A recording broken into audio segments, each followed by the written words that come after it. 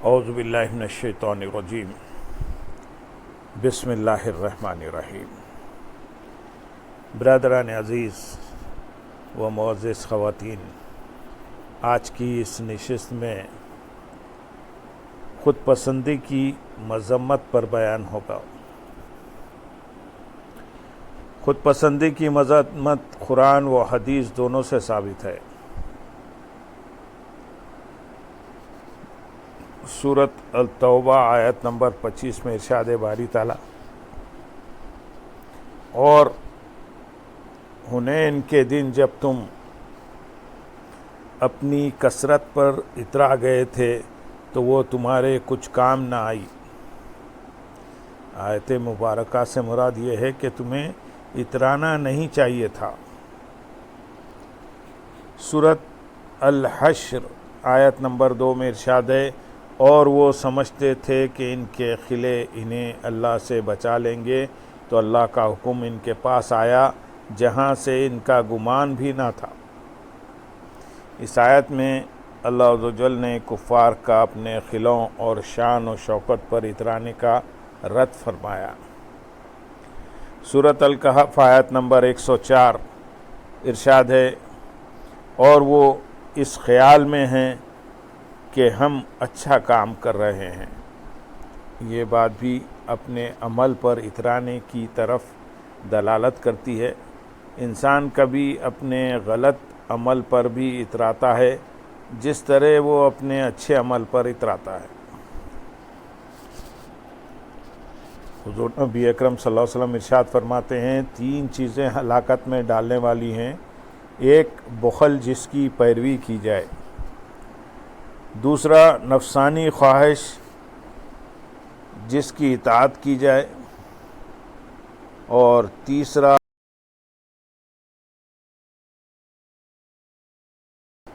حضور سید عالم صلی اللہ علیہ وسلم نے اس امت کے آخر کا ذکر کرتے ہوئے حضرت سیدنا ثعلبہ رضی اللہ تعالیٰ عنہ سے فرمایا، جب تم دیکھو کہ بخل کی اطاعت کی جائے، خواہش نفس کی پیروی کی جائے، اور ہر رائے دینے والا اپنی رائے کو پسند کرے، تو اس وقت تم اپنی فکر کرو۔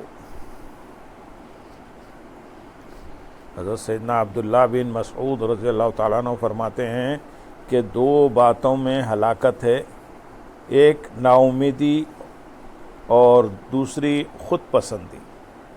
آپ رضی اللہ تعالیٰ عنہ نے ان 2 باتوں کو اس لیے جمع فرمایا کہ سعادت کا حصول کوشش، طلب، محنت اور ارادے کے بغیر ممکن نہیں، اور نا امید شخص نہ کوشش کرتا ہے اور نہ طلب، جبکہ خود پسندی کا شکار شخص یہ سمجھ رہا ہوتا ہے کہ وہ سعادت مند ہے اور اپنی مراد کے حصول میں کامیاب ہو چکا ہے، لہذا وہ کوشش ہی نہیں کرتا۔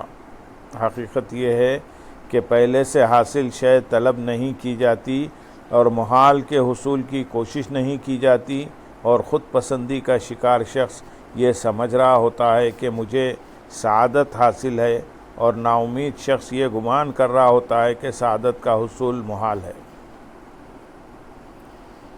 خود پسندی کسے کہتے ہیں؟ اللہ تعالیٰ ارشاد فرماتے ہیں سورۃ النجم آیت نمبر 32 میں، تو آپ اپنی جانوں کو سترا نہ بتاؤ۔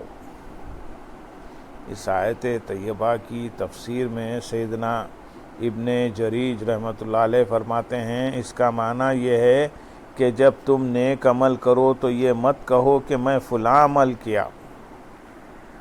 حضرت سیدنا زید بن اسلم رحمۃ اللہ علیہ فرماتے ہیں، اپنے نفس کو نیکوکار نہ قرار دو، یعنی یہ اعتقاد نہ رکھو کہ وہ نیک ہے۔ خود پسندی کے یہی معنی ہے کہ خود کو نیک سمجھا جائے۔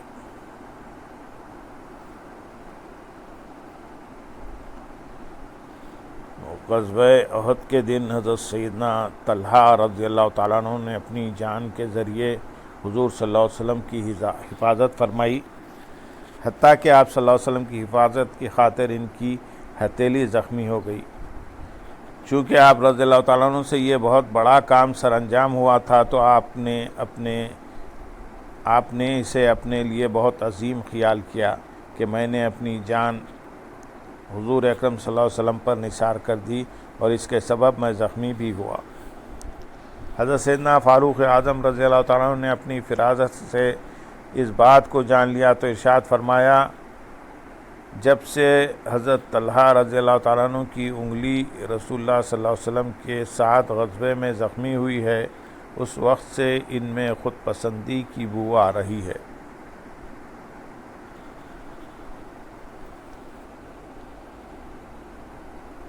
بعدن کے لغوی معنی خود پسندی کے ہیں، اور حضرت سیدنا طلحہ رضی اللہ تعالیٰ عنہ کے متعلق یہ بات جاری ہے، حالانکہ آپ رضی اللہ تعالیٰ عنہ نے کبھی خود پسندی کا اظہار کیا، نہ کسی مسلمان کو حقیر جانا۔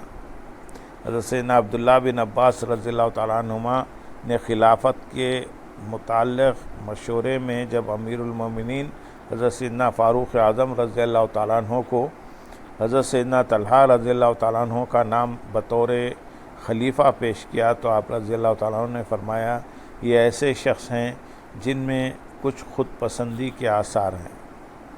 غور کیجئے، حضرت سیدنا طلحہ رضی اللہ تعالیٰ عنہ جیسے بزرگ کے متعلق یہ بات کی جا رہی ہے، تو کمزور ایمان والے جو خود پسندی سے بچنا ہی نہیں چاہتے، وہ اس سے کیسے بچیں گے؟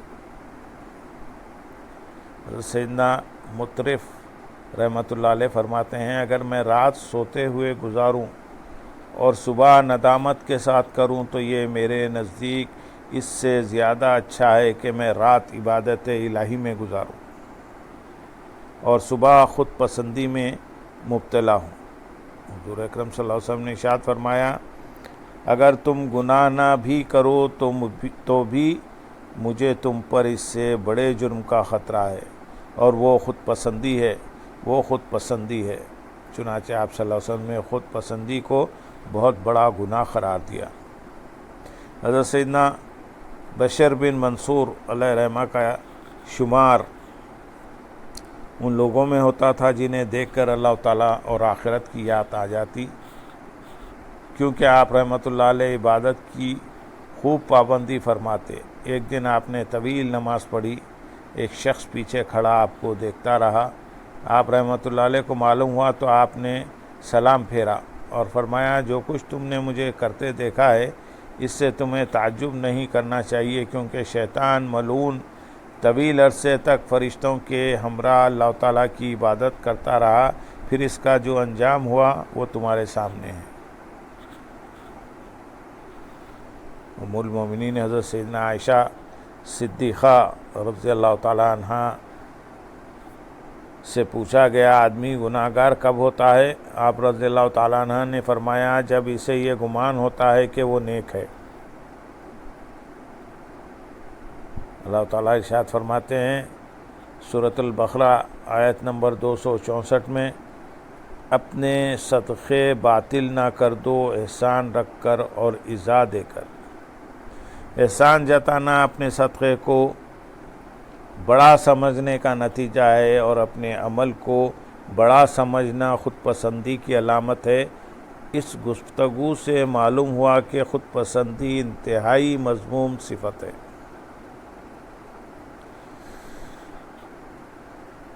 جان لیجئے، خود پسندی کی آفتیں بہت زیادہ ہیں۔ خود پسندی تکبر کی طرف لے جاتی ہے، کیونکہ یہ تکبر کے اسباب میں سے ایک سبب ہے، جیسا کہ ہم نے اسے پچھلی نشست میں ذکر کیا۔ خود پسندی سے تکبر پیدا ہوتا ہے، اور تکبر سے بے شمار آفتیں جنم لیتی ہیں۔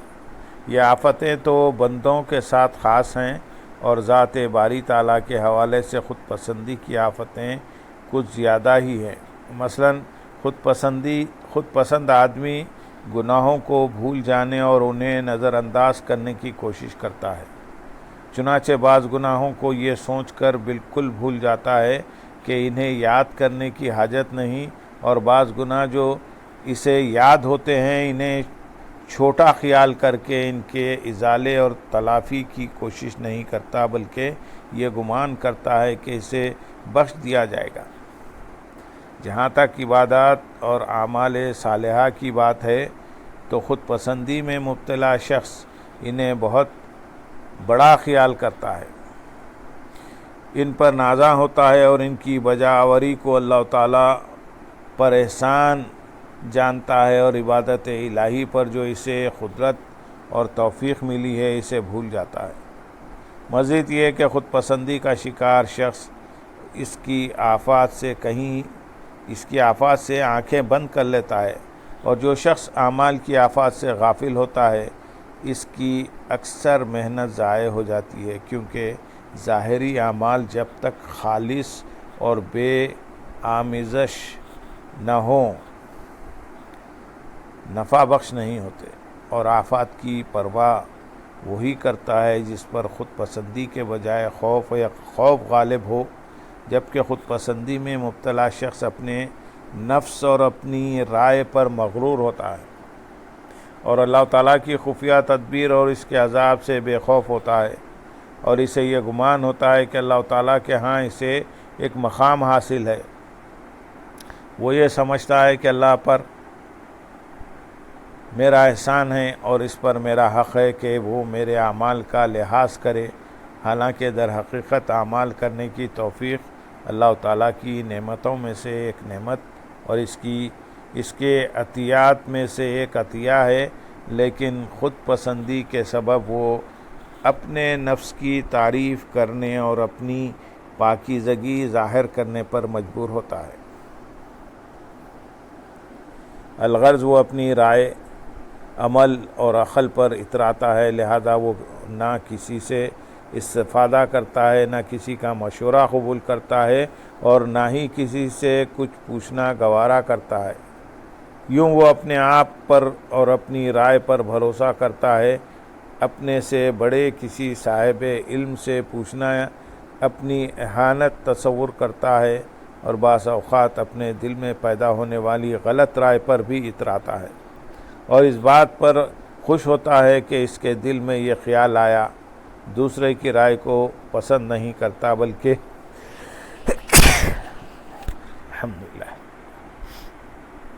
دوسرے کی رائے کو پسند نہیں کرتا، بلکہ اپنے رائے پر اصرار کرتا ہے، اور کسی نصیحت کرنے والے کی نصیحت نہیں سنتا، اور نہ ہی کسی واعظ کا واعظ قبول کرتا ہے، بلکہ دوسروں کی طرف ایسے دیکھتا ہے جیسے جاہل ہوں۔ وہ اپنی غلطی پر ڈٹ جاتا ہے، اگر اس کی غلط رائے کسی دنیاوی معاملے کے بارے میں ہو تو وہ اس پر یقین کر بیٹھتا ہے، اور اگر اخروی معاملے بالخصوص عقائد سے متعلق ہو تو وہ اس کے باعث خود کو ہلاکت میں ڈالتا ہے۔ یعنی شروع میں اگر وہ اپنے نفس کو متہم قرار دیتا، اپنی رائے پر اعتماد نہ کرتا، نور قرآن سے روشنی حاصل کرتا، علماء دین سے مدد لیتا، علم پڑھنے پڑھانے میں مصروف رہتا اور اہل بصیرت سے مسلسل پوچھتا رہتا، تو یہ بات اسے حق تک پہنچا دیتی۔ اور یہ اس طرح کی دیگر مثالیں خود پسندی کی آفات میں سے ہیں، چنانچہ خود پسندی ہلاک کرنے والے امور میں سے ہے، اور خود پسندی کی سب سے بڑی آفت یہ ہے کہ آدمی کامیابی کے گمان میں کوشش میں کوتاہی کر بیٹھتا ہے، حالانکہ اس کا خیال یہ ہوتا ہے کہ وہ کامیاب ہو چکا ہے اور اب اسے عمل کی ضرورت نہیں، حالانکہ یہ بلا شبہ واضح ہلاکت ہے۔ اللہ تعالیٰ سے اس کی اطاعت کے لیے حسن توفیق کا سوال کرتے ہیں۔ اللہم صلی علی سیدنا محمد وعلی آلہ سیدنا محمد وبارک وسلم، وآخر دعوانا ان الحمدللہ رب العالمین۔ سبحان